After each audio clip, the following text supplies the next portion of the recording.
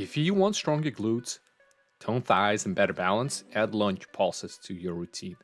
The small range movement keeps your muscles under constant tension, helping you build strength and endurance in less time. Let's break it down.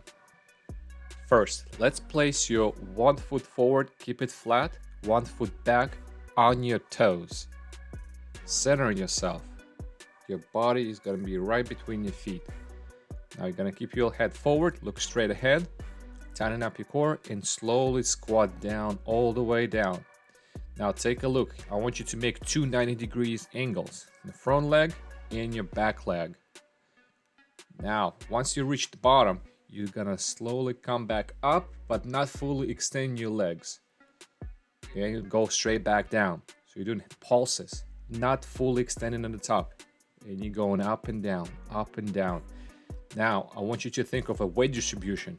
Most of your weight should be in the front foot. Think of 80% and 20% in your back foot. Keep going. I want you to feel your glutes and your quads. This is the best exercise for it. Keep going. Keep going. Do 6 to 20 reps for optimal results. Good luck.